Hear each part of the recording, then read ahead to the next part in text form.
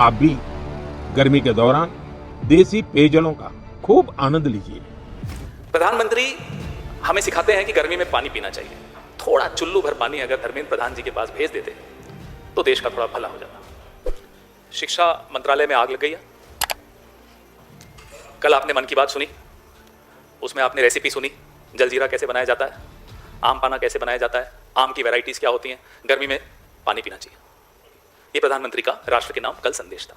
अगर आप उत्तर भारत में जाएंगे तो काफी जगह आपको मिलेगा आम पन्ना, कच्चे आम का स्वाद और गर्मी से राहत भी। पंजाब हरियाणा जाइएगा तो लस्सी मिल जाएगी, राजस्थान और गुजरात में छाछ, और बिहार झारखंड पूर्वी उत्तर प्रदेश में सत्तू का शरबत, कोंकण और गोवा में कोकम शरबत, सोल कढ़ी, दक्षिण भारत में पानकम, नीरमोर, संबारम और ओडिशा में बेलपना। प्रधानमंत्री हमें सिखाते हैं कि गर्मी में पानी पीना चाहिए। थोड़ा चुल्लू भर पानी अगर धर्मेंद्र प्रधान जी के पास भेज देते तो देश का थोड़ा भला हो जाता।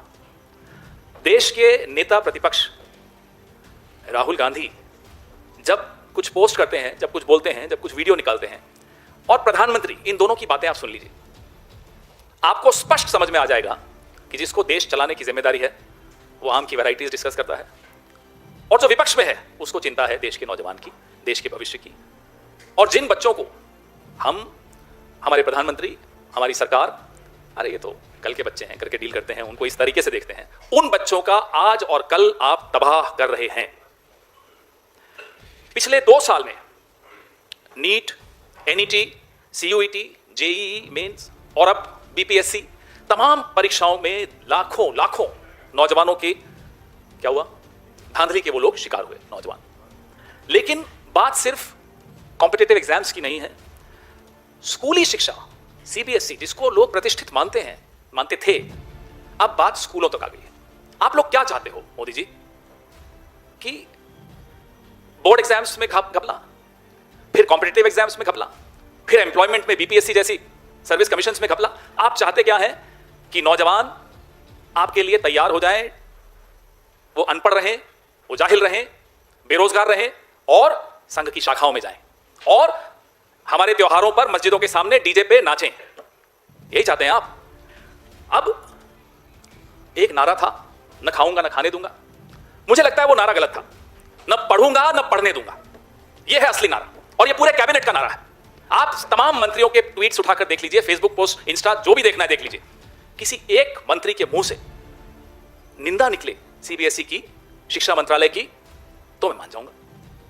एक धर्मेंद्र प्रधान जी हैं, अरे साहब आप पर सवाल पूछे जा रहे हैं, आप जवाब दीजिए। कहते हैं राहुल गांधी फ्रस्ट्रेटेड है। जी हां, राहुल गांधी फ्रस्ट्रेटेड है, कांग्रेस पार्टी फ्रस्ट्रेटेड है, पूरा देश फ्रस्ट्रेटेड है। क्यों फ्रस्ट्रेटेड है ये पूछिए। क्योंकि आप देश की मौजूदा पीढ़ी के साथ खिलवाड़ कर रहे हो, इसलिए फ्रस्ट्रेटेड है। और ये फ्रस्ट्रेशन आप में दिखनी चाहिए, आप में नहीं दिखती। क्यों नहीं दिखती?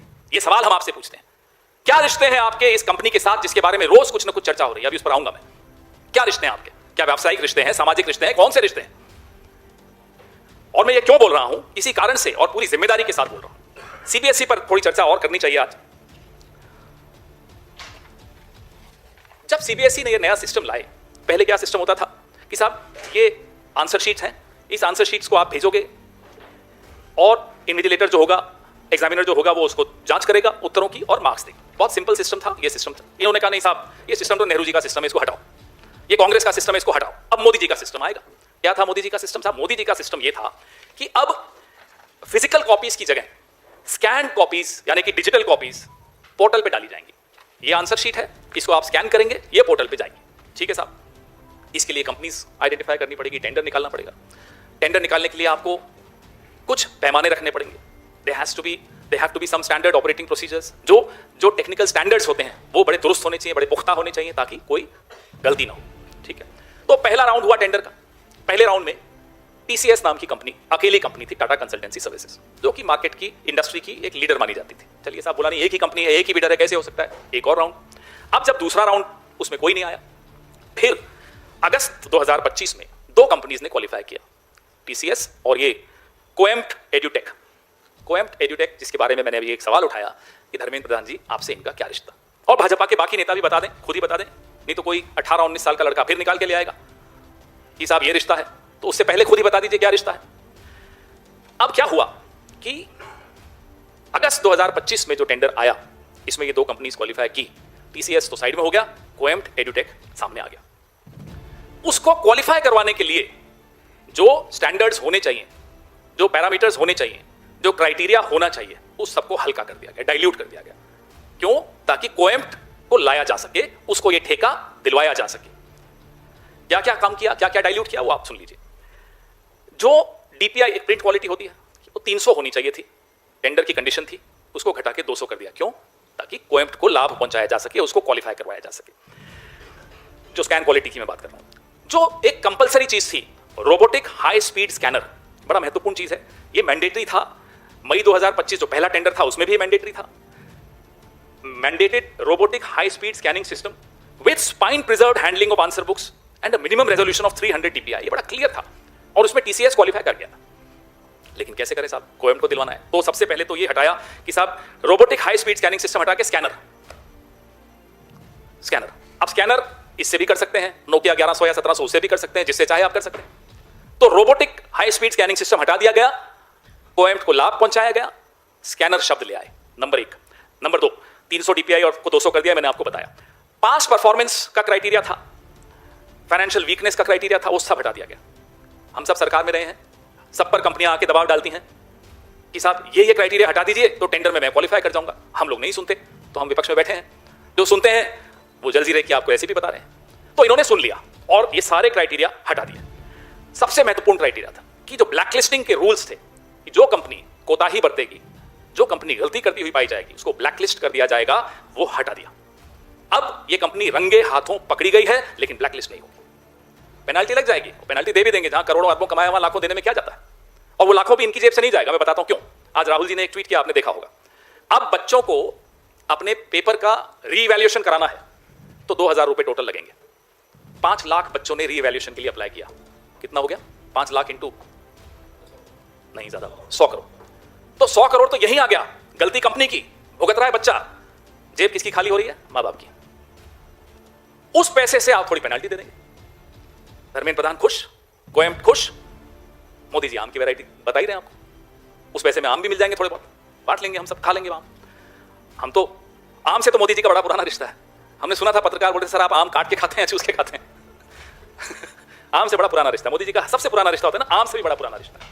खैर, तो एक्सपीरियंस क्राइटेरिया हटा दिया। अब एक और क्राइटेरिया था कि साहब जिस कंपनी को ये ठेका मिलेगा उसका अपना डेटा सेंटर होना चाहिए। भैया शांति प्लीज, उसका अपना डेटा सेंटर होना चाहिए। वो क्राइटेरिया हटा दिया कि नहीं साहब थर्ड पार्टी क्लाउड यूज करेंगे। क्लाउड यूज हो गया, कोएम्प्ट क्वालिफाई हो गया। अब साइबर सिक्योरिटी पे आ जाइए। इस सरकार को दूर दूर तक कोई चिंता साइबर सिक्योरिटी की नहीं। बच्चों के सारे डिटेल्स, टेलीफोन नंबर्स, सब कुछ कॉम्प्रोमाइज हो गया क्योंकि कोई सिक्योरिटी नहीं थी। पासवर्ड उसी वेबसाइट को आप अच्छी तरह गहन दृष्टि से देखेंगे तो पासवर्ड खुद ही मिल जाएगा, कोई बच्चे ने करके दिखा दिया। सारे डेटा सब कुछ बाहर। तो और ये एक एथिकल हैकर ने किया, कोई एक्सपर्ट ने नहीं किया। Answer sheet, educational documents, payment records, phone numbers, emails, transaction records, सारे डिटेल्स सार्वजनिक क्षेत्र में आ गए, पब्लिक डोमेन में आ गए। करोड़ों करोड़ों लोगों के सारे डिटेल्स आपके पास हैं। अब कोई शिकायत आती है किसी विभाग की, किसी मंत्रालय की, किसी संस्था की, तो उस संस्था को क्या करना चाहिए? उस संस्था को शिकायत को दूर करना चाहिए या सवालों के जवाब देने चाहिए। लेकिन क्या हुआ? सीबीएसई ने क्या किया? सीबीएसई तो खैर क्या, हिज मास्टर्स वॉइस है, ऊपर से कहा होगा, ऊपर मतलब धर्मेंद्र प्रधान के ऊपर आम वाले भाई साहब मोदी जी, उन्होंने कहा होगा, किसी ने कहा। सीबीएसई ने एक स्क्रिप्ट बनाई, सारे स्कूल्स, प्रिंसिपल्स, सबको दिया टॉकिंग पॉइंट्स कि भाई ये जो क्रिटिसिज्म हो रहा है ना, इसको दबाओ। और एक, माफ कीजिएगा, अपने आप को पत्रकार कहते हैं लेकिन अब वो ब्रोकर हैं या पार्टी है हमें नहीं मालूम, बच्चे को बोला ये तो पाकिस्तानी है। सार्थक या जो बच्चा था जिसने बेचारे ने सबसे पहले एक्सपोज किया, वो तथाकथित पत्रकार, मैं पत्रकार बोलने में बड़ा घबराता हूं क्योंकि वो शब्द बहुत सम्मानीय शब्द है, बहुत सम्मानीय पेशा है, लेकिन वो अपने आप को पत्रकार कहता है। और मैं बार बार उससे पूछना चाहता हूं कि तुम पार्टी हो या ब्रोकर हो। बच्चे को कहा यह पाकिस्तानी है, राष्ट्र विरोधी है। उसी बच्चे ने सारी पोल खोलकर रख दी। आप कितने ही स्क्रिप्ट बांटो अपने तथाकथित पत्रकारों को, अपने प्रिंसिपल्स को, जो आपके ऊपर निर्भर करते हैं अपनी सैलरी के लिए, उनको, हकीकत आपके सामने आ गई। और अब सवाल लोग पूछ रहे हैं कि साहब रिश्ते बताइए क्या है। अब कुछ लोग कहते हैं कि धर्मेंद्र प्रधान जी से पारिवारिक रिश्ते हैं, हमें नहीं मालूम है या नहीं है, या तो आप लोग बताएंगे या फिर कोई 18-19 साल का बच्चा बताएगा। जो भी हो, 18.5 लाख बच्चे सिर्फ सीबीएसई की शिकार बने। और अगर हम सारे एग्जाम्स पिछले 4-5 हफ्तों से जो चर्चा कर रहे हैं उठाकर देखें तो 55 लाख बच्चे, यानी कि 55 लाख परिवार आज संशय में जी रहे हैं, परेशानी में जी रहे हैं, और धर्मेंद्र प्रधान के शब्दों में बोलूं तो फ्रस्ट्रेटेड है।